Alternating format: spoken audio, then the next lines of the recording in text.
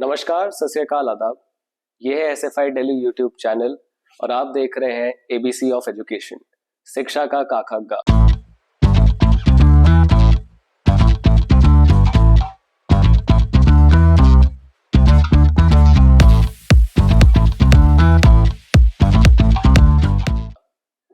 आज हमारे साथ है मयंक। मयंक एसएफआई दिल्ली के स्टेट सेक्रेटरी हैं और मयंक ने अपनी ग्रेजुएशन दिल्ली विश्वविद्यालय से करी है और दिल्ली विश्वविद्यालय से ही अभी ये अपनी लॉ की डिग्री कर रहे हैं। मयंक, आपका यहाँ पे स्वागत है। धन्यवाद साहिल।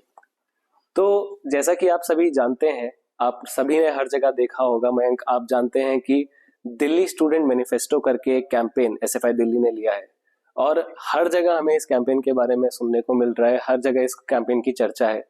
मगर आज हम आपसे सुनना चाहेंगे विस्तार में कि एक कैंपेन आखिर है क्या।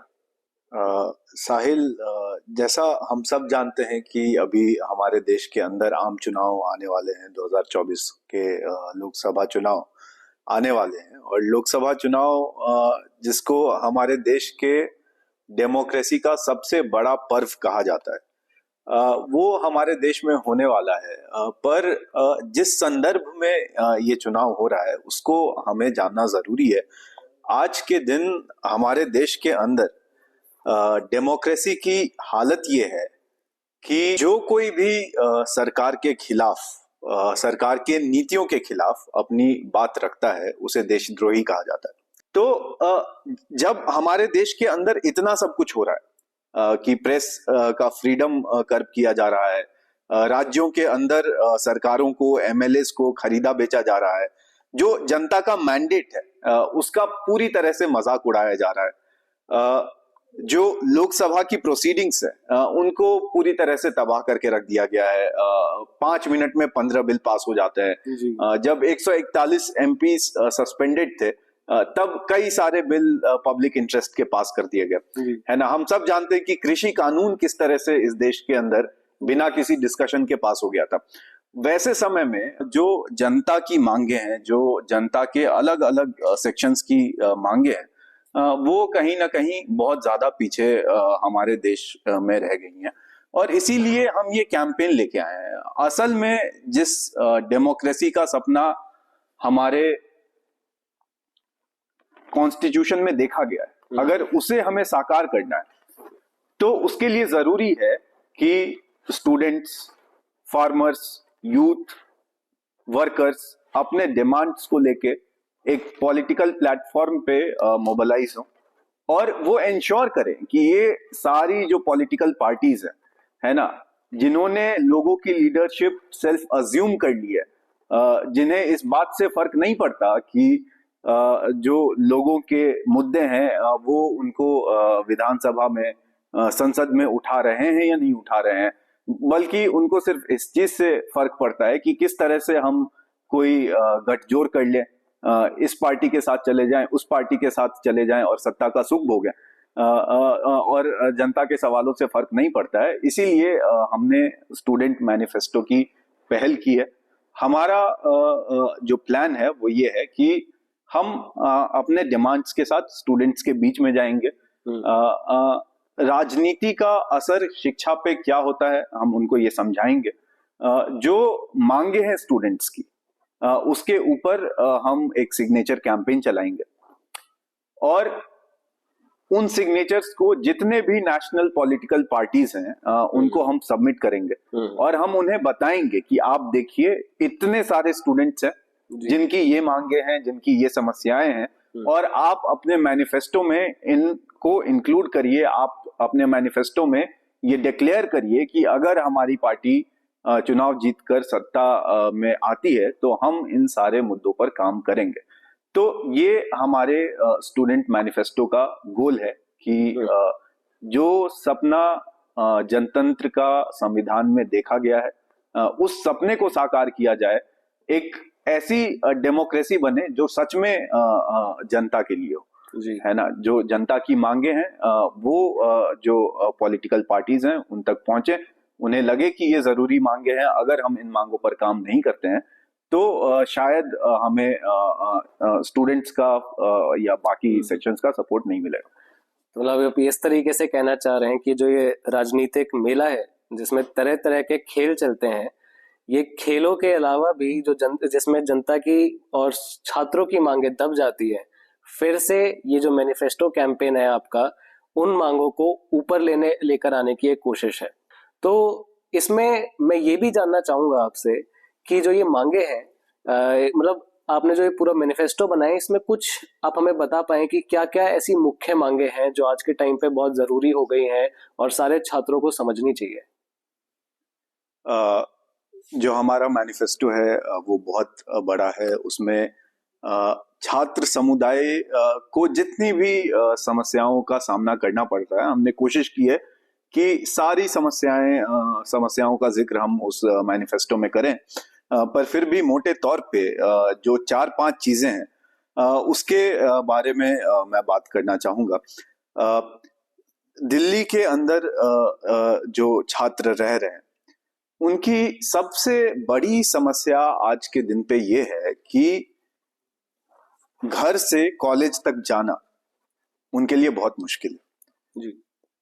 हम सब जानते हैं कि दिल्ली के अंदर जो पब्लिक ट्रांसपोर्टेशन है वो कितना अनअफोर्डेबल है ज्यादातर परिवारों के लिए, ज्यादातर छात्रों के लिए। मेट्रो के अंदर आज किराया इतना ज्यादा है कि अगर कॉलेज की फीस कम भी है किसी छात्र की, साल की 6,000 है, 7,000 है, 10,000 है, 12,000 है, तो घर से अपने कॉलेज तक जाने में मेट्रो का जो किराया देना पड़ता है उसे वो लगभग 100-120 रुपए से लेके 150 रुपए तक का होता है, क्योंकि कोई भी जो छात्र है वो अपने घर से ई रिक्शा लेगा, मेट्रो स्टेशन तक जाएगा, मेट्रो स्टेशन से मेट्रो लेके अपने कॉलेज तक के नियरेस्ट मेट्रो स्टेशन तक जाएगा, वहां से फिर वो ई रिक्शा करेगा, फिर अपने कॉलेज जाएगा और इसी तरह से वो घर वापस आएगा। तो हम देखते हैं कि बहुत सारे ऐसे स्टूडेंट्स हैं जिनका हर महीने का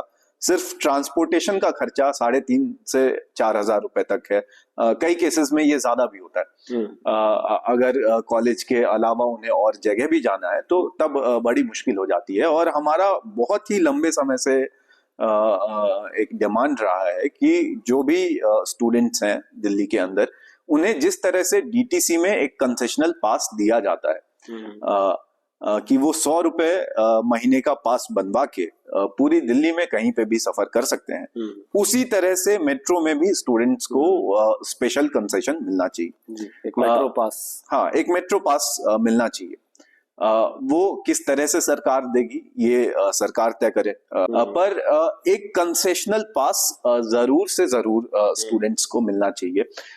हम ये नहीं चाहते कि जो दिल्ली के अंदर दूर दराज के इलाकों में लोग रहते हैं, जहां से अगर वो डीटीसी बस से अपने कॉलेज तक का सफर करें तो सफर करने में ही 2 घंटे चले जाएं और वो बस में थक के चकनाचूर हो जाएं और पढ़ाई के लिए उनके पास बिल्कुल भी समय ना बचे। दूसरी जो बड़ी दिक्कत है वो हॉस्टल्स की है। वो एक बहुत बड़ी दिक्कत है। मैं आपको एग्जांपल्स देता हूँ।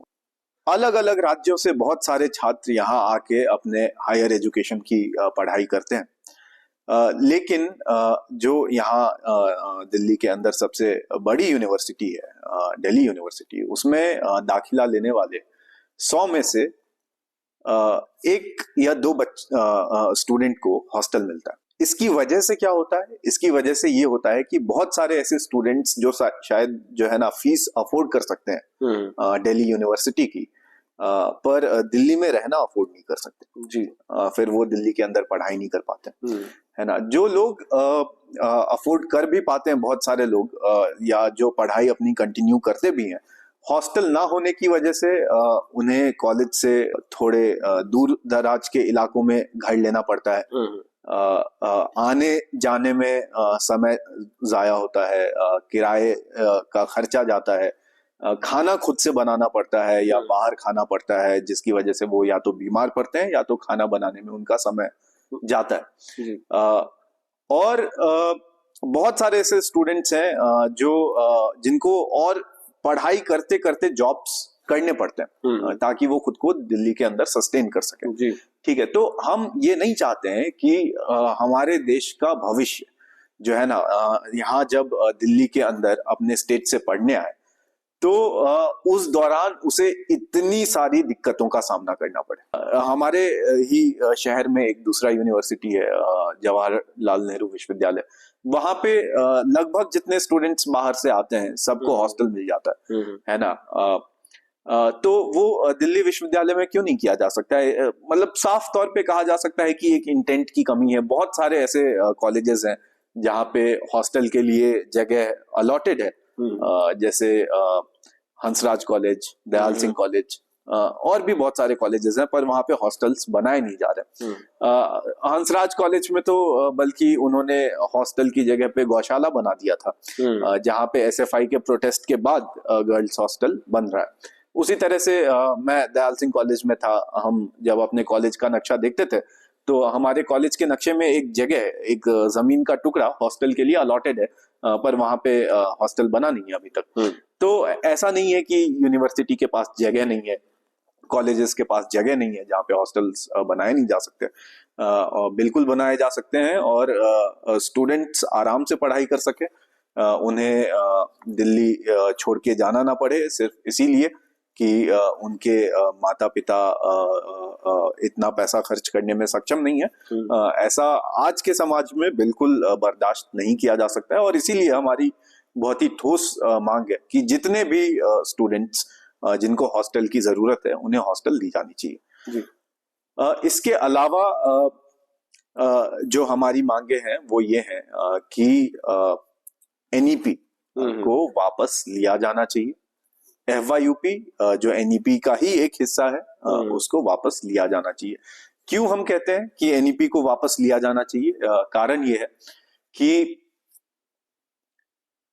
जो ये न्यू एजुकेशन पॉलिसी सरकार लेके आई है, उसमें बहुत सारी दिक्कतें हैं। जिस एक दिक्कत के बारे में मैं बात करूंगा वो है फाइनेंशियल ऑटोनॉमी का। मतलब कि सरकार कह रही है कि जो भी एजुकेशनल इंस्टीट्यूट्स हैं उनको हम फाइनेंशियल ऑटोनॉमी देंगे, मतलब वित्तीय रूप से वो स्वायत्त हैं।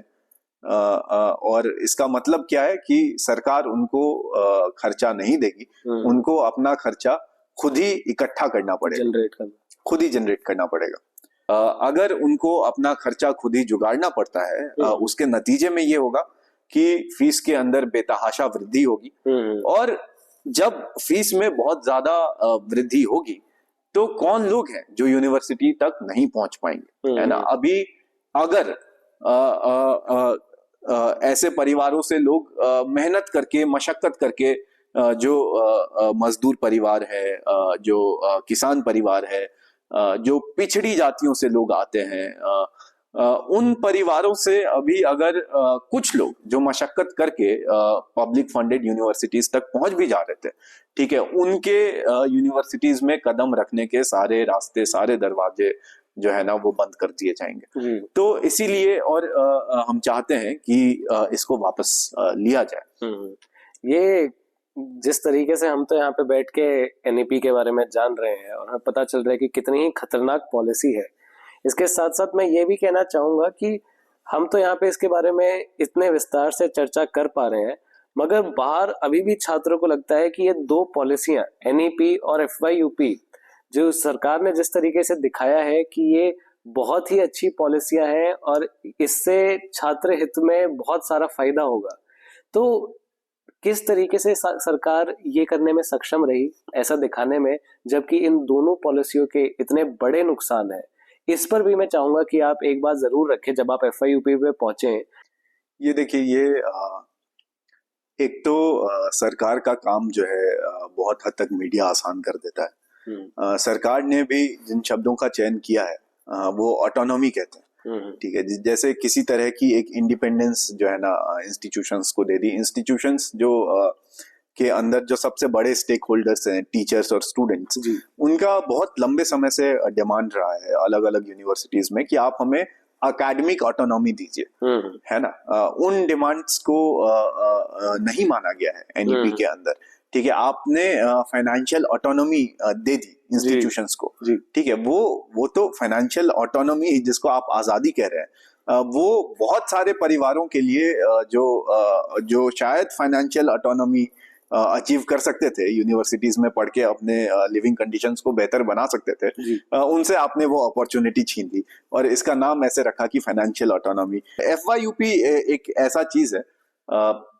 जिसके बारे में जब हम बात करेंगे तो ये बहुत ही क्लियर हो जाएगा कि किस तरह से गवर्नमेंट ब्रांड कर रही है चीजों को और क्या उसका इम्प्लीकेशन है, रियल इम्प्लीकेशन है, उसका असल प्रभाव है। FYUP को अगर आप देखेंगे तो आपको पता चलेगा कि मतलब सरकार क्या कह रही है। सरकार कह रही है कि पहले 3 साल का ग्रेजुएशन होता था जी। अब हम 4 साल का ग्रेजुएशन कराएंगे, है ना। और इस 4 साल के ग्रेजुएशन में उन्होंने ये भी कहा है कि मल्टीपल एंट्री मल्टीपल एग्जिट है। पर अगर हम गौर से देखें कि हो क्या रहा है तो देखेंगे कि एक तो ड्रॉप आउट को छुपाने की कोशिश की गई है ना। आज आप अगर देखें जिन स्टूडेंट्स ने 3 साल का ग्रेजुएशन किया उनमें से अधिकतर स्टूडेंट्स उनको एम्प्लॉयमेंट नहीं मिली, है ना, वो बेरोजगार है। ठीक है, तो 4 साल के ग्रेजुएशन के अंदर जो स्टूडेंट 1 साल के अंदर या 2 साल के अंदर ड्रॉप कर देगा, ठीक है, जॉब मार्केट में मतलब क्या वैल्यू होगा उनका? कुछ भी वैल्यू नहीं होगा। पहले टोटल क्रेडिट पॉइंट्स जो मिलते थे DU के अंदर वो 148 मिलते थे और उसमें से 108 क्रेडिट पॉइंट जो है वो जो है ना आपको अपने कोर सब्जेक्ट के लिए मिलता था। और credit point is directly proportional to number of hours that a subject is taught to you, है ना। तो पहले आपको 148 में से 108 क्रेडिट पॉइंट अपने कोर पेपर के लिए, अगर आप फिजिक्स ऑनर्स कर रहे हैं तो फिजिक्स के लिए आपको 108 क्रेडिट पॉइंट मिलेंगे। अगर आप हिस्ट्री पढ़ रहे हैं तो आपको 148 में से 108 जो है ना क्रेडिट पॉइंट हिस्ट्री के लिए मिलेंगे। अब क्या है कि अब टोटल क्रेडिट पॉइंट जो है वो 188 मिल रहा है, पर उसमें से जो आपका स्पेशलाइजेशन जिस सब्जेक्ट में होना है, जिसमें आप ऑनर्स करने आए, है ना, उसमें आपको सिर्फ 88 क्रेडिट्स मिलेंगे। इस प्रोसेस में क्या होगा कि जो स्पेशलाइज्ड जॉब्स है ना, पहले लोगों को ग्रेजुएशन करने के बाद मिल सकता था, अब वो उन्हें मास्टर्स करने के बाद मिलेगा जी। और इसका भी सबसे बड़ा जो नुकसान होगा वो उन्हीं लोगों को होगा जो पहले से ही वंचित है। और इसीलिए हम चाहते हैं कि FYUP को रद्द किया जाए। एक जो बड़ी समस्या है इसके साथ वो ये है कि पहले जो 3 साल की पढ़ाई थी, है ना, जो 3 साल में जो डिग्री मिल जाती थी, अब वो 4 साल में मिलेगी। और ज्यादातर परिवारों के लिए जो है ना अपने बच्चों को 1 साल भी पढ़ाना मुश्किल होता है। ठीक है, अब उनको अपने बच्चों के पढ़ाई का खर्चा 4 साल तक उठाना पड़ेगा। अगर वो उसी शहर में नहीं पढ़ रहे हैं, उनके बाहर रहने का खर्चा 1 साल एक्स्ट्रा उठाना पड़ेगा। और कॉलेज की फीस जो NEP की वजह से बढ़ने वाली है वो 1 साल और जो है ना एक्स्ट्रा देनी पड़ेगी। किसके बदौलत? मतलब उसके बदले में उन्हें क्या मिलेगा? उसके बदले में उन्हें पहले से खराब डिग्री मिलेगी। ठीक है, तो इसीलिए हम ये चाहते हैं कि FYUP जो है ना उसको रद्द किया जाए और जो पहले जो सिस्टम था, ठीक है, वो लागू किया जाए, जिसमें स्टूडेंट्स का 1 साल बचेगा। हम मानते हैं कि जवानी का जो 1 साल है वो बहुत इम्पोर्टेंट है और उसको वेस्ट नहीं किया जाना चाहिए एक डाइल्यूटेड डिग्री के लिए। लोगों का पैसा बर्बाद नहीं किया जाना चाहिए, लोगों से अपॉर्चुनिटी छीनी नहीं जानी चाहिए जी। बिल्कुल। तो जैसा कि आपने इसके बारे में बताया मयंक, इसके अलावा मैं अब चाहता हूँ दोबारा से एक जिस जहाँ पे हमने ये चर्चा शुरू करी थी, आपने डेमोक्रेसी का एक जिक्र किया था, आपने पूरे इस पॉलिटिकल सिस्टम और इसमें डेमोक्रेसी बिल्कुल कहाँ पीछे छूट जाती है इस चीज का एक जिक्र किया था। तो मैं आपसे ये जानना चाहता हूँ कि स्टूडेंट्स का पॉलिटिक्स से रिलेशन किस तरीके से आप समझते हैं कि कितना जरूरी है, और सरकार को किस तरीके से कदम उठाने चाहिए जो ये इतना बड़ा ब्रिज बन गया, इतना बड़ा गैप बन गया है, इसको ब्रिज करने के लिए कि स्टूडेंट्स और पॉलिटिक्स इतना दूर हो चुके हैं। वैसे तो कैंपस के अंदर हम देखते हैं कि पॉलिटिकल एक्टिविटी स्टूडेंट्स की भी बहुत ज्यादा है, मगर एक्चुअल मीनिंगफुल पॉलिटिक्स से स्टूडेंट्स बहुत दूर हो चुके हैं। हमारे इलेक्शंस भी जो होते हैं, जो इलेक्टेड रिप्रेजेंटेटिव्स भी हैं, वो भी नहीं इंश्योर कर रहे कि एक डिमांड बेस्ड पॉलिटिक्स को बढ़ावा दिया जाए, मुद्दे की राजनीति को बढ़ावा दिया जाए, और किस तरीके से अब जब चुनाव आने वाले हैं, लोकसभा चुनाव, किस तरीके से उसमें छात्रों के मुद्दों को इफेक्टिवली इन पार्टियों तक पहुंचाया जाए। किसी भी आप कि दिल्ली के अंदर किसी भी यूनियन का उठा लीजिए, अब डूसू की बात कर लीजिए, अब डीयू के कॉलेजेस की यूनियंस की बात कर लीजिए, किसी भी यूनियन ने ये कोशिश नहीं करी है कि वो स्टूडेंट्स को इस प्रोसेस में इन्वॉल्व करें कि वो अपनी मांगे इफेक्टिवली आगे लोकसभा चुनाव में इन पार्टियों तक अपनी मांगे पहुंचा पाए। तो ये तो हम समझ गए हैं कि दिल्ली स्टूडेंट मैनिफेस्टो ये काम करता है, इस गैप को ब्रिज करता है, मगर इसके अलावा आपको क्या लगता है कि इस वक्त क्या और जरूरतें हैं, किस तरीके से ये यूनियंस को काम करना चाहिए, दिल्ली यूनिवर्सिटी स्टूडेंट्स यूनियन को काम करना चाहिए, डीयू के कॉलेजेस की यूनियन को काम करना चाहिए, और किस तरीके से सरकार को इसकी अहमियत समझनी चाहिए और क्या मैकेनिज्म बनाना चाहिए कि ये गैप और ज्यादा ब्रिज हो? आपने जो सवाल पूछा है उसका मैं दो हिस्सों में जवाब दूंगा।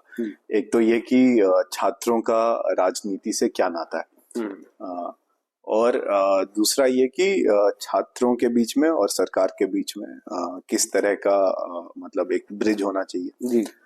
तो हम ये बहुत बहुत ही साफ चीज है कि हम पैदा होंगे तो जिंदा होंगे या नहीं होंगे, जिंदा बचेंगे या नहीं बचेंगे, हमारी जिंदगी किस तरह की होगी, हम हमारे को एजुकेशन मिलेगा या नहीं मिलेगा, हमारे को एम्प्लॉयमेंट मिलेगा या नहीं मिलेगा, है ना, हम बीमार रहेंगे या हम स्वस्थ रहेंगे, है ना, मरने के बाद जगह मिलेगी या नहीं मिलेगी, हाँ हम बेमौत मारे जाएंगे या हम जिएंगे, और अगर हम मर गए तो जो है ना मतलब शमशान में भी जगह मिलेगी या हमें नदी में बहा दिया जाएगा, वो भी राजनीति से ही तय होता है। तो ये जो बात है कि छात्रों को या किसी भी देश के नागरिक को राजनीति से दूरी बना के रखनी चाहिए, हमारे संगठन का ऐसा मानना है कि दूरी बनाकर नहीं रखनी चाहिए, बल्कि राजनीति में हिस्सेदारी होनी चाहिए, आम लोगों की हिस्सेदारी होनी चाहिए। राजनीति जो है कुछ परिवारों का बपौती बन के नहीं रह जाना चाहिए, उनका जागीर बन के नहीं रह जाना चाहिए जी। तो ये तो हुई पहली चीज। दूसरी चीज कि सरकार और छात्रों के बीच में किस तरह का ब्रिज हो, है ना, वो ब्रिज का काम करता है यूनियन। जितने भी यूनिवर्सिटीज हैं, बहुत सारे यूनिवर्सिटीज में यूनियन है, उनका फंक्शनिंग किस तरह का है नहीं है वो एक अलग विषय है, पर हम ये भी देखते हैं कि बहुत सारे ऐसे यूनिवर्सिटीज हैं जहाँ पे यूनियन नहीं है, स्टूडेंट्स को रिप्रेजेंटेशन का राइट नहीं है, चाहे वो एडमिनिस्ट्रेशन के सामने हो या किसी भी दूसरे अथॉरिटी के सामने हो। तो एक मतलब पहला तो टास्क ये है कि आप यूनियन बनाइए। डेमोक्रेटाइजेशन के लिए पहला जो टास्क है वो ये है कि आप यूनियन बनाइए जहाँ पे जो स्टूडेंट्स के इलेक्टेड रिप्रेजेंटेटिव्स हैं वो उनके इश्यूज पे एडमिनिस्ट्रेशन से बात कर सके और बाकी अथॉरिटीज से बात कर सके, और जहाँ पे यूनियन है वहां पे भी जैसे बहुत सारे जगहों पे जहाँ पे एसएफआई की यूनियन है ना, हमने छात्रों के बेसिक से बेसिक राइट्स का ख्याल रखा है ना। जेएनयू के अंदर, जेएनयू के खुद के सर्वे के हिसाब से जो 40% स्टूडेंट्स आते हैं वो बिलो पॉवर्टी लाइन फैमिली से आते हैं। उसका कहीं ना कहीं कारण ये है कि कई सालों से जो वहाँ पे छात्र आंदोलन रहा है और यूनियन में जो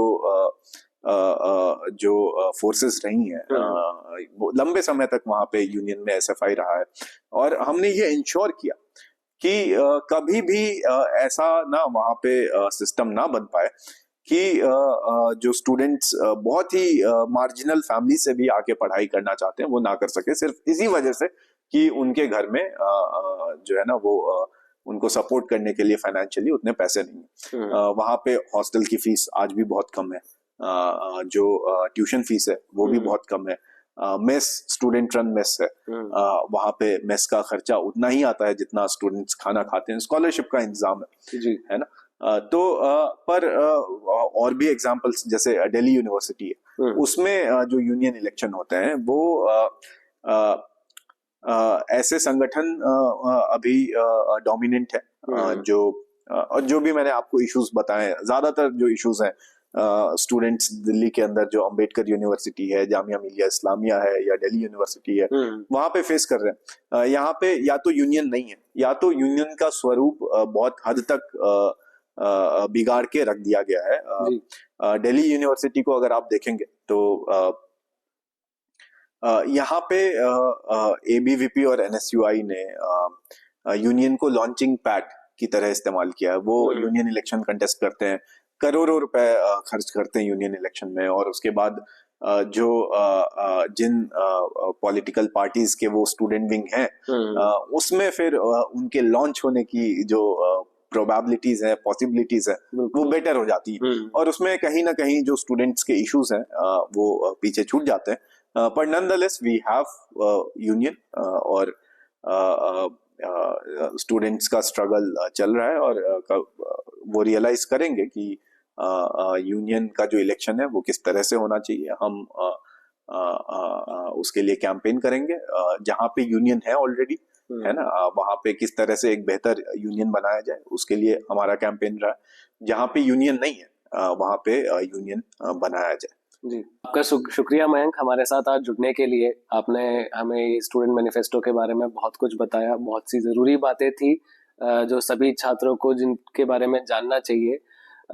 इस एपिसोड के अंत में मैं आपसे एक यही रिक्वेस्ट करूंगा कि आपका जो भी मैसेज है जो आप स्टूडेंट कम्युनिटी को देना चाहते हैं, वो आप वहाँ कैमरा में देख के दे दीजिए। मैं दिल्ली के सभी छात्रों से ये अपील करता हूँ कि हमारे स्टूडेंट मैनिफेस्टो कैंपेन का हिस्सा बने, और हमारी जो मुहिम है कि छात्रों को होने वाली जितनी भी समस्याएं हैं, उनकी जितनी भी मांगे हैं, उनके ऊपर हम बहुत ज्यादा संख्या में सिग्नेचर्स इकट्ठा करके जितनी भी नेशनल पॉलिटिकल पार्टीज हैं उनको सबमिट करें, और उन पे दबाव बनाए कि आप अपने मैनिफेस्टो के अंदर इन मांगों को शामिल करिए। आप वादा करिए चुनाव से पहले कि आपकी जब सरकार बनेगी, आपकी जो पार्टी है जब वो संसद को चलाएगी, तो इन मांगों के ऊपर, इन मुद्दों के ऊपर काम करेगी, स्टूडेंट्स के इन सारे प्रॉब्लम्स को सॉल्व करेगी। आप हमारे कैंपेन से जुड़िए, इस बदलाव का हिस्सा बनिए। शुक्रिया। तो ये थे मयंक, एसएफआई दिल्ली के स्टेट सेक्रेटरी, और ये है एबीसी ऑफ एजुकेशन, शिक्षा का काका गा। हम चाहेंगे आप हमारे इस नए पहल से जुड़े रहें। शिक्षा की दुनिया के बारे में जानने के लिए, शिक्षा की में होने वाली हर गतिविधि के बारे में जानने के लिए आप हमसे जुड़े रहें, और हमारे आने वाले एपिसोड्स को जरूर देखिए।